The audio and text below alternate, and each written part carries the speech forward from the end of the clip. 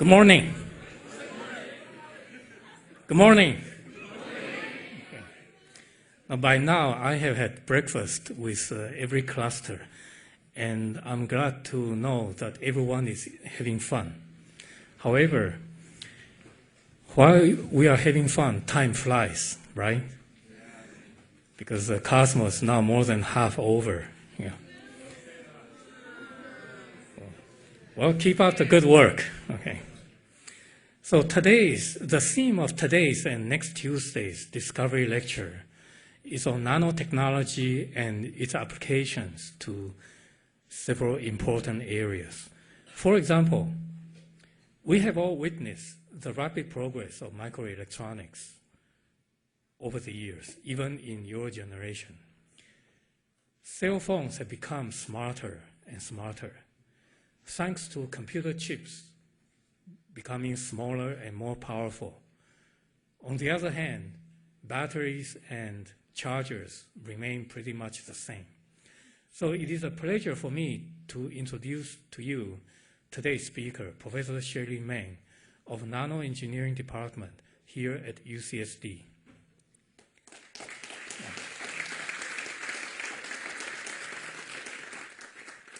Professor Meng's research group focuses on the field of energy storage and conversion materials using nanostructured electrodes for lithium batteries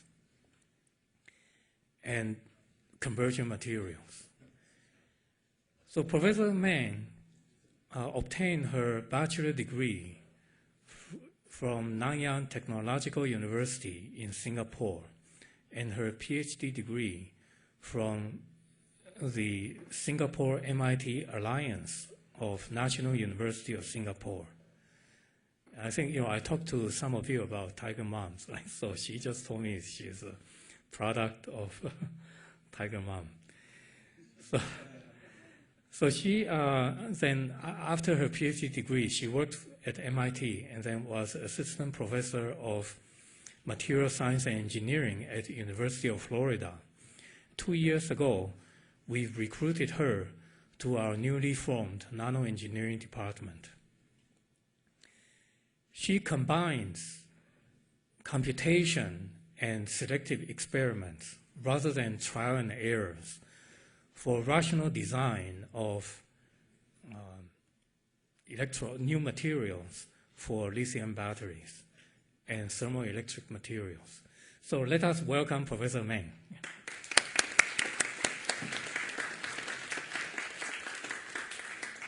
Thank you, Professor Tu, for the kind introduction.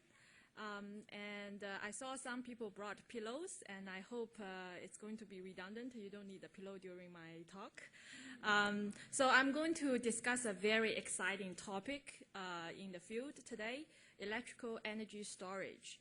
And as Professor Tu pointed out, one of the major challenges that we're facing now, just in the electronic industry, is that the microelectronic industry has been following the Moore's law, doubling its capability every 2 years. But batteries seems to be lagging behind. So one of the take-home message I hope you will get from today's lecture is that you will be rationally explain to people why the electrical energy storage facing the challenge that we only are able to enhance its energy density 20% every year. In fact, we did double the energy density over the past 10 years, but people using the electronic devices don't feel about it because there are much more capabilities that a portable electronic device can do today. So it looks like the time of use of the batteries still maintain the same, but actually batteries now support much more functionality in your mobile devices. So this is one of the important message I want to deliver here. So almost everybody here hold some kind of mobile devices, which means if I add up the amount of lithium-ion batteries in this room, it's probably going to be in the range of a few hundred watt-hour, because each laptop battery is about tens of watt-hour. So one of the things that people usually don't realize is that for material scientists, we categorize batteries in different categories depending on their application. So the first category of the batteries, which everybody in this room use, is what we call the low power batteries. For example, the laptop batteries. You withdraw the power from battery over a long time, but at no time that you need really high power in terms of kilowatt. So if you remember from your class, energy equals to power times time. So this means these batteries in the laptop provide low power at a long time. Okay? And later I'm going to explain why the requirement can directly be translated to the property of the materials when you design or when you choose the materials to be used in this kind of batteries. It is very different from the batteries that's being used in transportation, for example, the electric vehicles or electric scooters. In those type of materials, batteries, the important parameters is high power. Imagine you have to start your car, you need to accelerate your car. That short period of time, perhaps a few seconds, you need to withdraw a large amount of power from your battery within a very short amount of time. So the requirement for the batteries, which means the requirement for the materials used in the batteries, are completely different for these two different categories of batteries. In addition, those batteries are only tens of watt-hours, but the batteries used in the electric vehicle is kilowatt-hour, which means they are at least 100 times larger than the batteries that you use in your laptop. This also adds a very stringent requirement on the materials used in the batteries. The third category of batteries is what we call the energy storage for renewable energy. Think about wind and solar energy source. So battery itself is not a renewable energy source. Remember, batteries only store energy. The energy comes from somewhere. So the most green form of energy storage is that you store energy directly from solar cells or wind power. The problem there is that these type of solar farm or wind farm, if you want to store large capacity, you need megawatt hour, which means about 1,000 times larger than the batteries that you use in the car, at least. So what is most important here is this unit we call the system cost, dollar per kilowatt hour, which means you have to maintain very high performance of the batteries. At the same time, the cost has to be extremely low. We don't have any choice because we are competing with the electricity from the grids. So cost become a very important design parameters that entering our equation here. Okay, so this is an overview of the different types of batteries that's used in today's society. So if you look at some of the dollar numbers, you've already seen in supermarket, many of the power tools, they have been using lithium-ion batteries instead of the old nickel metal hydride or nickel cadmium batteries.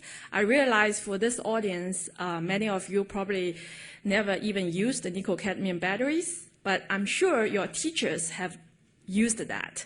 In those type of batteries, you will be told that you have to completely discharge your batteries. That means use your batteries 100% empty before you can recharge it, because the battery have a memory effect. If you don't do that, you lose capacity. You lose energy every time you use the batteries. It's not true at all for lithium-ion batteries, and today you're going to learn why they are very different technologies. And in lithium-ion batteries, when the bar goes to 20%, the red lights turn on for your iPad or iPod, please do plug in. And you are going to explain to your friends after the talk why it is important that you do not over-discharge your batteries. Okay, and something is coming up, I think in the San Diego or Los Angeles areas. Many of you have seen Nissan Leaf or Chevy Volt battery run cars that's been on the road. So the estimated market for the plug hybrid electric vehicle, which is called a PHEV, is in terms of billions of dollars. And the forecast for large-scale batteries for energy storage is still a question mark, because right now there's not much market penetration yet. So the opportunity present here is enormous. So my group, my research group, has a very strong interest in the large-scale batteries that's used in plug-in hybrid electric vehicle. So let's take a look at what is PHEV. I think many of you have seen Toyota Prius running on the roads. So Prius is called HEV, hybrid electric vehicle. What's the difference? The main difference is that in the HEV, the batteries is much smaller. So your car never completely runs on electricity. It's always a hybrid motion between the internal combustion engine and your batteries. In the plug-in hybrid electric vehicle, the battery is 10 times, at least 10 times larger. So the first 30 to 60 kilometers, you can drive completely on electricity. So when asked, why only 60 kilometers? Why not longer? There are two main reasons for that. One is, of course, the battery's energy density is still not high enough. If you want to keep your spare tire in the trunk of the car, you have to limit the size of the batteries, right? So that's one of the reasons. And the second reason is the statistic study of the distance normal American in US, that daily commute distance. Actually, more than 75%, more than 3/4 of the people here commute less than 60 kilometers a day. So you can imagine that Chevy Volt is designed for this country because of the commute pattern of people. So in this car, you can drive on electricity, and the same as the Prius, it has regenerative braking, meaning that when your car stops from high speed, the kinetic energy will be recuperated to the batteries in forms of electricity. And one of the selling points for the electric vehicle is the high acceleration rate. Okay? Because we're using electric motor, so the torque is very high. So you can expect actually the plug-in electric vehicle's acceleration can be as good as Ferrari. So which means 0 to 60 miles in 5 seconds. And I'm sure many guys here will really like it. So for the country, for this country, I think one of the main driving force, as you see in a lot of the speeches that President Obama have given, that one of the major driving force is actually there's some kind of forecast that if there's significant penetration of plug-in hybrid electric vehicle in the market, we can lower our dependence on the foreign oil import, which actually will improve the political stability. So this is also one of the major driving force here. So why lithium-ion batteries is the choice of technology? It is important that we do a comparison of the different available energy storage technology. So this is a typical plot It's called a Ragun plot. Ragun is the scientist who came out with this idea of plotting specific energy. So this is energy watt hour, so how long it will last, versus specific power, okay? So you can see that the old lead acid batteries have low energy density and low power. Nickel metal hydride is here. Lithium-ion batteries is much higher in energy. Notice the scale here is logarithm, so it's at least a few times better than the lead-acid batteries. So capacitors, they are good for high power, but they are poor in the capacity part. So the dots I put here are the energy or power requirement from the Department of Energy for the requirement of the hybrid electric vehicle, plug-in hybrid electric vehicle, and pure EV. And I also, for perspective, put in the internal combustion engine here. So this already took into the consideration that engine has only efficiency about 30 to 33%. That's why the IC engine is here. So you can see that today's battery technology, we still cannot perform as well as ICE, the internal combustion engine, but we can quite well, match the goals for the plug-in hybrid electric vehicle and HEV. We're still a little bit away from the electric vehicle. Also, this EV is only 100-mile driving distance. Okay, so what are the barriers there?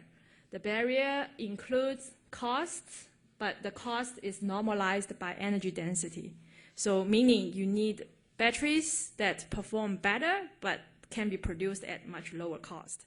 And this is very easy to say, but extremely difficult to achieve in the engineering design.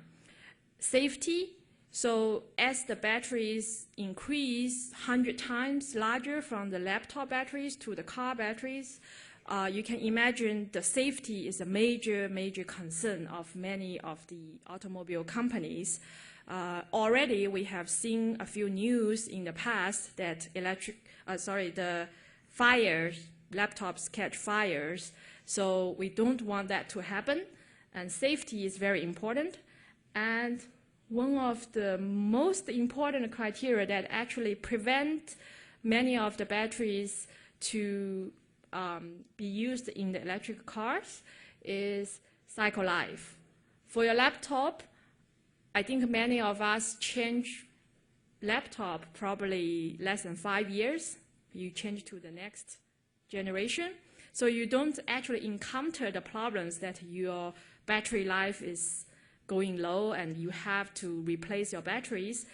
But in the car, that battery will cost more than, say, $6,000 to $8,000. I don't think anybody wants to change it every few years. So the criteria we were given here is they have to last for 10 years, and it's extremely difficult for lithium-ion batteries, and I'll explain the reason why. So we are actually doing some of the functional nanomaterials to remove those barriers, try to reduce costs, at the same time enhance safety and extend cycle life. So for renewable, I just want to briefly touch that these are the power output from a solar panel or from a wind farm. As you can see, the fluctuations of power output is very severe for the solar. What does it mean? When you think about the electrical grids, the demand, meaning the usage of the grids, cannot tolerate this kind of fluctuation, right? You're going to see the light bulb keep flashing in this room if the input power is not stable. So the stability of the grids will need some kind of storage component there to smooth out the power output. So there are also a few available technologies there. Again, Ragun plot, you plot specific power versus specific energy. Also, in this case, the Department of Energy showed you the size of this dot. What does it mean, the size? The size means how long it takes for the energy storage component to respond to the energy demand. So pumped hydroelectric, of course, it is one of the lowest cost way to store energy, but it takes long time for the system to respond to the energy demand. Batteries, seconds or minutes, it can respond to the energy demand. So in the modern smart grids, you're going to see a combination of the different technologies trying to stabilize the grid and provide energy storage. Okay, so now let me go to the chemistry, okay? Because I have, in the past few slides, I want to show you there are a few important issues that are in the energy storage technology. So why these issues are still cannot be well handled. So let's look at how rechargeable batteries operate. Okay, for any type of batteries, you need positive electrode, negative electrode, electrolyte. So the particular chemistry that's used in lithium-ion batteries is called intercalation chemistry. So I think this is a new word for many of you here. Intercalation. Why is it called intercalation? So lithium ions behave like gas ions, and there are host structures on anode side, which is the negative electrode side, and the positive electrode side. So you can imagine these hosts, they don't change much. So lithium came in and go out and shuttle back and forth between the two electrodes. Why there will be energy? The difference is that this lithium ion have different chemical potential in the positive and the negative electrodes. So when you first have your lithium-ion batteries, all the lithium is in the positive electrode side, which is the low chemical potential side. So oftentimes they tell you, go back and charge your battery overnight before you use it. So what are you doing when you are charging it? You use the electricity to drive all the lithium to the negative electrode side, which is the high chemical potential side.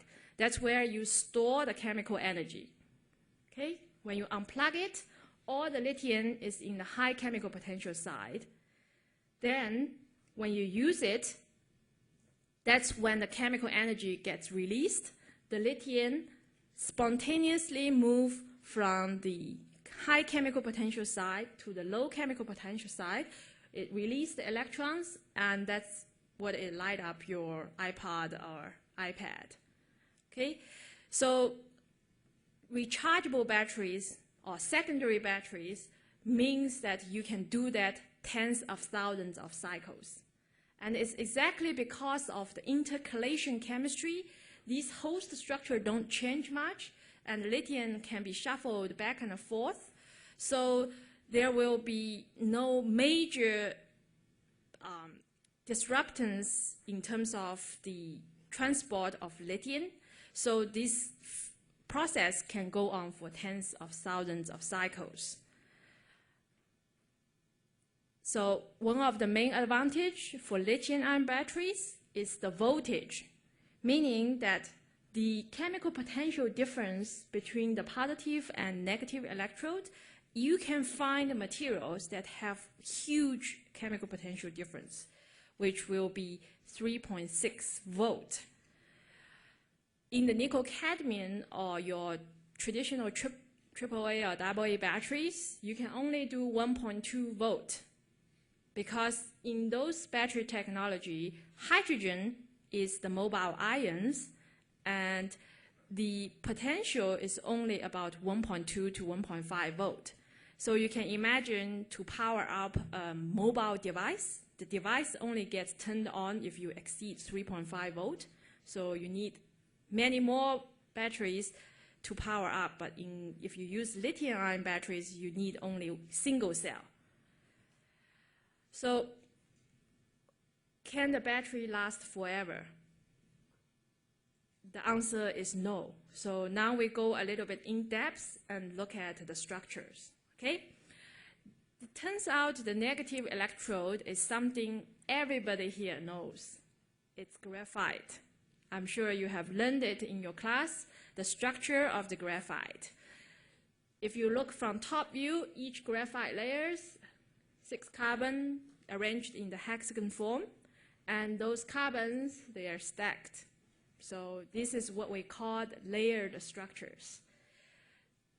And the beauty about the carbon is that there are a lot of free electrons flowing.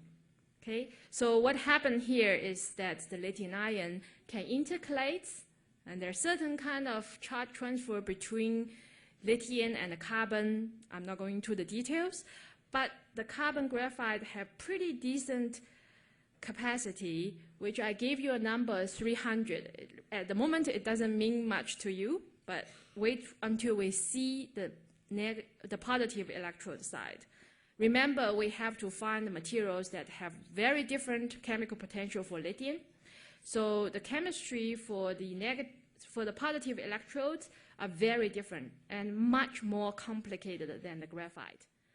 But if I plot the structure in this way, you can see some similarity between this structure, these complex oxides, compared to the carbon. So in these oxides, all the oxygen, the red balls, they are oxygens, they form layers. And the lithium ions, the green one, and the transition metal ion, in this case cobalt, if you arrange the stoichiometry during your synthesis, if you apply the right condition during the synthesis, you can make this structure where the lithium and the cobalt completely separate in different layers. So you have a pure lithium layer and cobalt layers. So in this case, these cobalt oxygen, they are very tightly bonded because the cobalt is much higher in valence, in charge. So those act as the layers, and the lithium ions can act as the guest ions entering the structure or leaving the structure, while the cobalt provide the electrons, because cobalt can be reduced or oxidized. Okay, so the structural requirement for lithium intercalation electrodes is very complicated because you have to have you have to have the right structure to host the lithium ions. So this is the argument I usually use for people who are in microelectronic industries, asking us why can't we double the capacity every 2 years? Because in nature, you cannot find structures that have infinite large number of crystal structure site. It's different as charges because the holes or electrons, they don't require physical space to host them. But in the ion, if you have ions like lithium ions actually are larger than nickel ions in this oxide environment. So the lithium requires very large space to be hosted in the structure.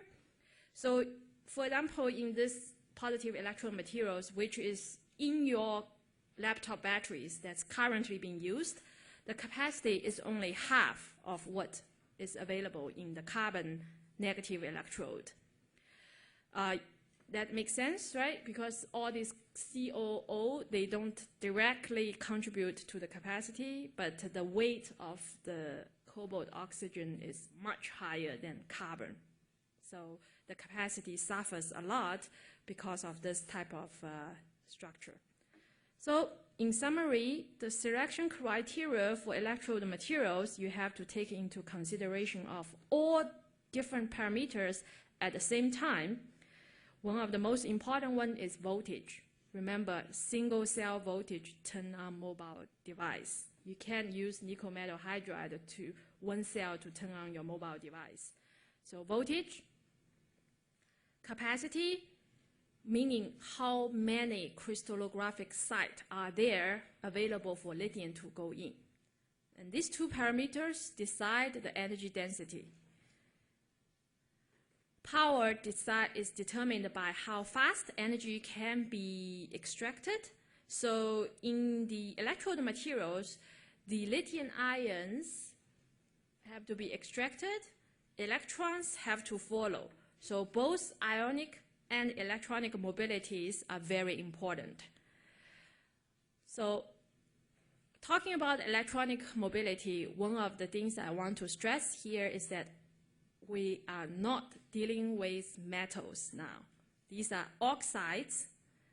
Typically, oxides are insulating, but we are very fortunate that many of the oxides that we use in the lithium-ion batteries have mixed valence, say mixing cobalt-3 and 4. So there will be some kind of charge transport. In the physics world, it's called polaron conductors. So when you proceed in your study, you will learn those concepts, meaning that electrons are not freely flowing. In the oxides, the electrons are usually bonded around with certain crystallographic sites, which means how the cobalt ions are arranged. So the electrons, they are not free flowing. They behave like a quasi-particle. So in oxides, that the conduction mechanism is completely different from the metal. And this is something I want to stress here, that to optimize electronic mobility in the oxides is a non-trivial matter. Stability, because we want the batteries to last tens of thousands of cycles, we have to have some basic understanding about what if you take lithium out, what are going to happen in the material. So this is a cartoon picture I drew. If you take some of the lithium out of the layered structure, what can happen? Lithium leaves the structure, creates vacancies. Those vacancies are very tricky because some of the transition metals, if they seize the vacancy, they will go. They will move there. When lithium ion can move, why not nickel ion? Nickel ion can move, maybe slower rate, but it can still move. So that's, you can imagine if there's some transition metal sits in this layer, it will impede lithium motion, right? Because lithium wants to move out of this layer freely, but if you have some stumbling block in the way, that lithium cannot move out freely. And a more important matter here is why at 20% you have to go and charge your batteries.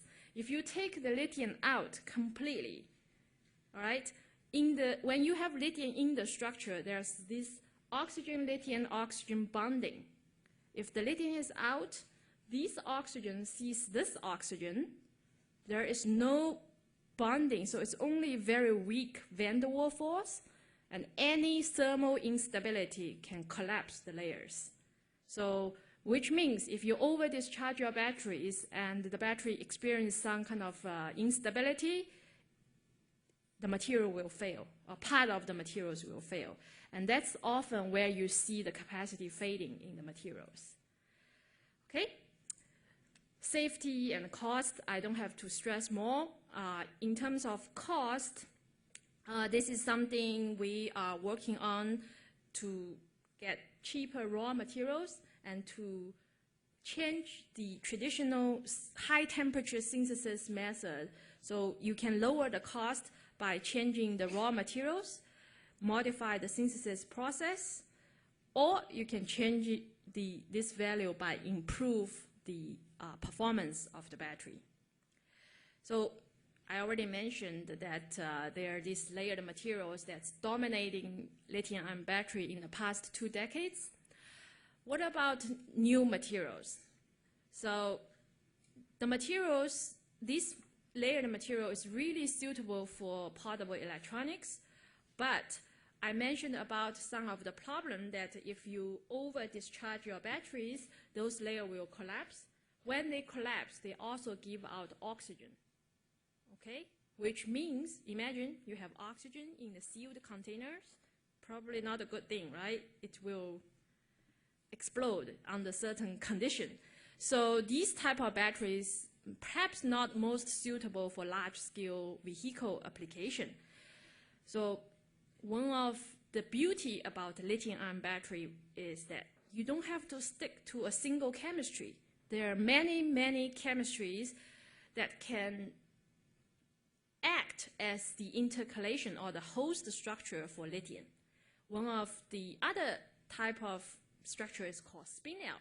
So I couldn't make a 3D, but this structure actually are three-dimensional connected.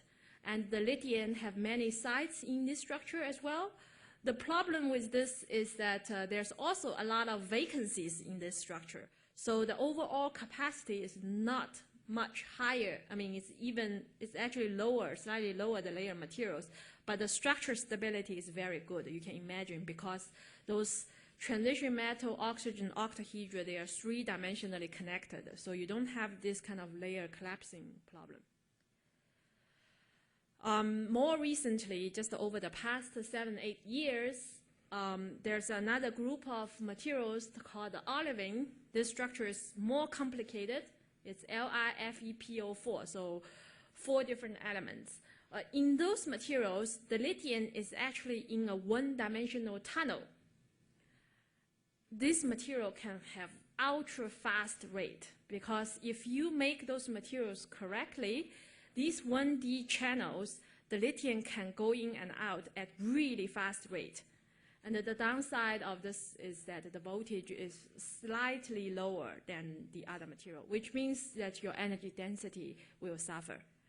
So I just show you these 3 to let you get a glimpse of structure is extremely important to determine all these performance parameters in the batteries. So you have 1D, 2D, 3D structures for lithium. So the diffusion of lithium, electronic conductivity, and the possible phase changes, they will be all different in the 3 different structures. And I haven't listed many other options that we can have in the cathode materials. In the last few minutes, I think I'll just quickly mention about how we can use first principles computational method to help us accelerate the pace of new material discovery. So it takes about 18 years when you discover something in the lab and then translate something to the market, commercialization. This is the average number. There's probably some variation, but it's definitely over a decade for this process. What we can do today is to use what's available. So computation, as we know that microelectronic industry, they follow the Moore's law, the computers are really powerful. So can we ask the computers to help us to design the new materials? As I said, computational part with supercomputers, that's the easy step. What's the difficult step? The difficult step is how can you translate properties that's relevant for your materials to something that computer can understand. This is the part that I and many of my colleagues have been working on for the past decades. That how can we translate these properties to something that's computable, that computers can help us. And I started as an experimentalist, and I still regard myself as an experimentalist. I treat computation as one of the tools that used to help us. So one of the important things to do computation is that if you have some initial input, insight from experiment input, you can build a very good model, a relevant model to help calculating the properties or the computables, deliver the computables that you can do. If we can do that, we rely on the advances in the quantum mechanical theories and also the understanding of many of the relevant phenomena in batteries. We can predict properties of materials prior to synthesis. This is really the essence of computation. Computation is not meant to duplicate or to replace experiment. We use computation as a pre-screening tool and also use computation to help us to understand some of the complicated phenomena observed in experiments that to help us to better design the materials. So at the moment, those major properties that in lithium-ion batteries can be more or less predicted, computed. So I just give you a quick examples that we are working on the high voltage materials, voltage even higher than 4 volt. Okay, so imagine in the car you need a 400 volt battery pack. If you have single cell that have 5 volt, so instead of using 100 cell at 4 volt, you can use 80 cells at 5 volt. That is a major cost cutting. You really reduce the amount of materials that's used in your battery pack. So the way we do it is first use computation. So in this chemistry, using computation, you can quickly evaluate the property of all different transition metal ions, and you can evaluate their valences. The valence is important because that determines the voltage. So you can see that many of these materials that have, we perhaps don't want things that close to 4 volt. We want something that's close to 5 volt. So you can computationally choose what are the candidate materials to try in your lab, in the experimental bench. This is the first tier screening. The second tier screening is you look at the lithium diffusion by computation inside these materials. Because in experiment, it's actually very difficult to measure this value reliably. But computationally, you can do that, and the lower is the value, the faster is going to be the diffusion, the faster your battery can be charged and discharged. So 2 of the candidates jump up, cobalt or copper. So the question is whether we can make it in the lab. If you ask the chemists will tell you we can make anything you want, anything that, and the truth is that you can make those structures. And when we look at the lithium diffusion path in these materials, we look at the percolation path for the lithium diffusion, and this material should have very fast diffusion rate.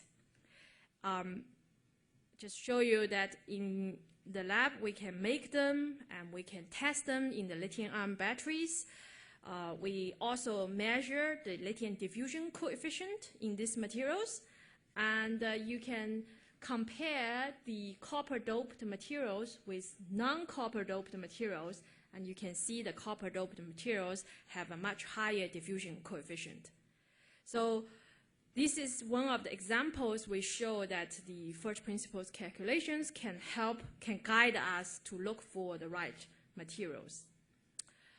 The last slide, I guess, what about nano, right? I think many of the students here are quite perhaps wondering our department, nano engineering, does it really make sense? We're going for all large-scale batteries. Why do nano engineering when we need like kilowatt-hour or megawatt-hour batteries?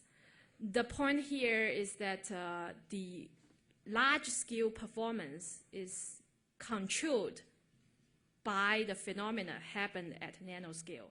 If you cannot design your materials or understand your materials, how it functions at nanoscales, it's very difficult for you to build a really large-scale batteries that function well. Going for nano, because we have ion diffusion, so if you go to nano, you shorten the diffusion distance for the ion, meaning you can go faster rate. And there also have been many examples showing that the nano materials have less defect.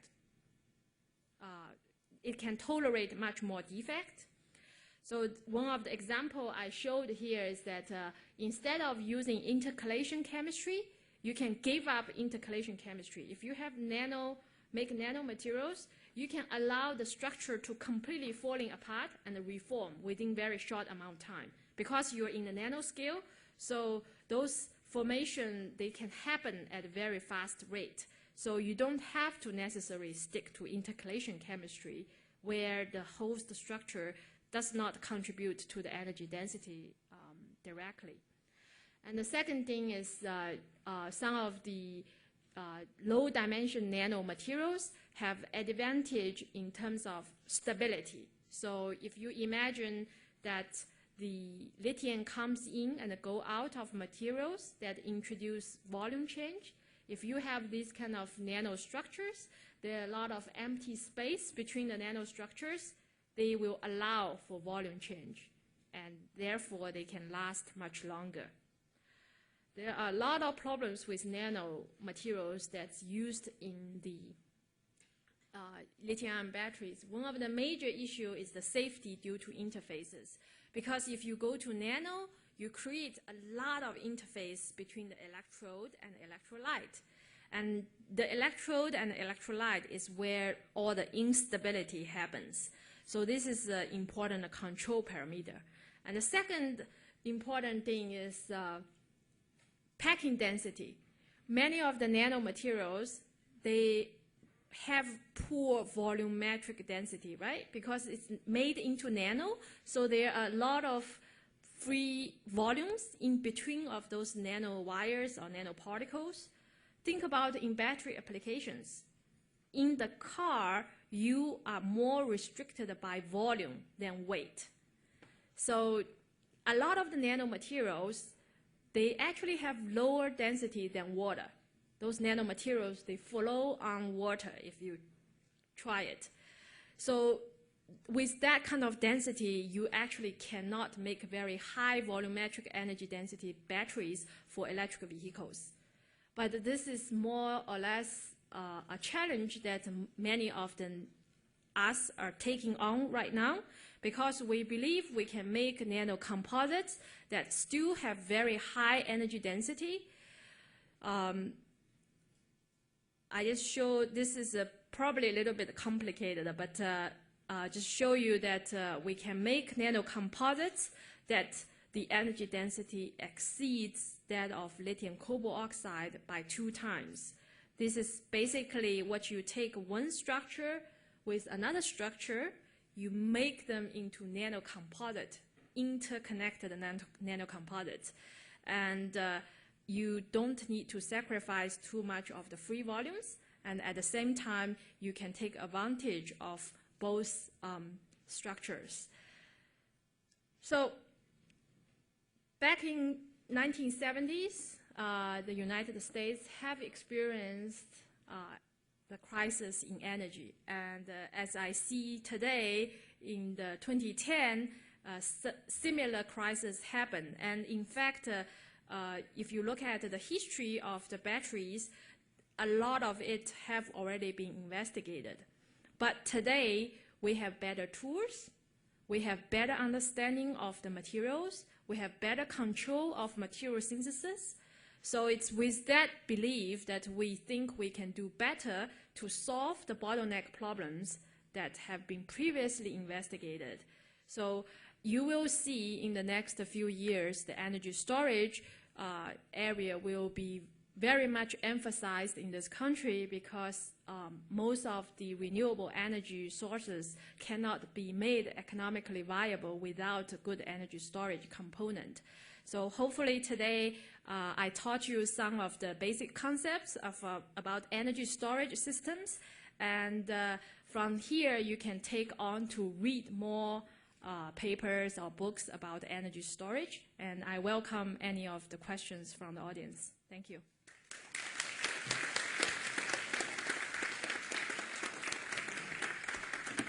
Yeah, thank you very much, Professor Meng, for such a very fascinating, insightful talk. Now, I know I should not over-discharge my battery. Okay, so we have time for a few questions. So, any questions from the audience?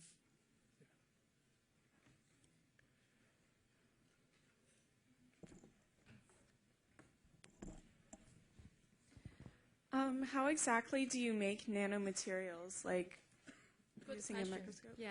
So in this slides, the synthesis method we use, there are several types.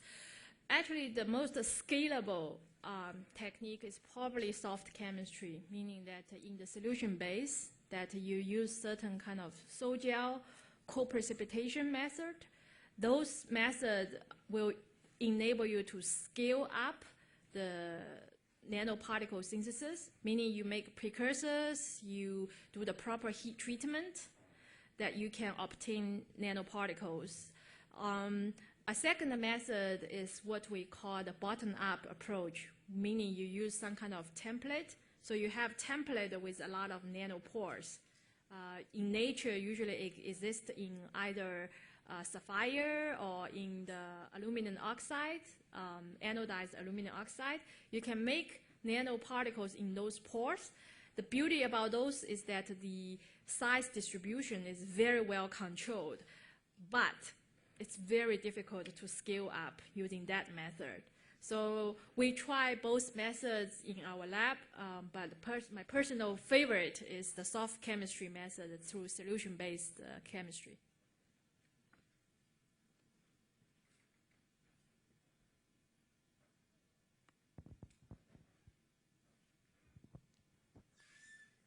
What are some of the differences that you see in technology and materials as you approach the nanoscale? Like, what kind of chemical characteristics do you see that change as you approach more quantum and nanoscale? Thank you. Yeah, I didn't have time to go to the details. So, for example, in the case of lithium iron phosphate, so I showed you a structure of the one-dimensional diffusion channel. So you can imagine that in this material, if in the channel during synthesis, I have, say, 2% defects, meaning that the iron, some of the metals goes to the lithium channel. In the bulk, if that happens, large particle, okay, 2% defects, those channels will be blocked. The lithium can't go in or go out, right? Because the channel, if you have two defects, then the center part of the lithium cannot go out from the tunnel.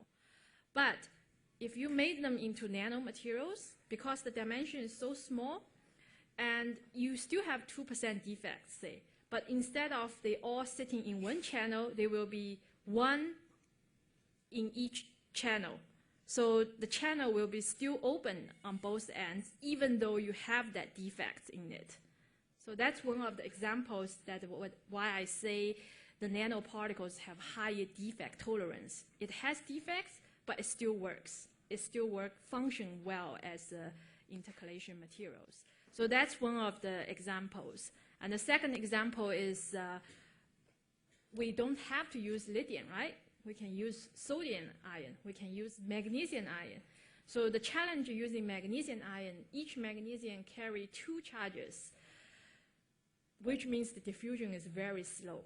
Because if 2+ ions diffuse in the oxides, it polarizes its environment because it's so positively charged. But if in the nano, everything will be happening on the near surface, and the bonding are not perfect. So actually, the magnesium 2+ can diffuse, can be more mobile in the nanostructures. So these are the examples that advantage of nanostructures.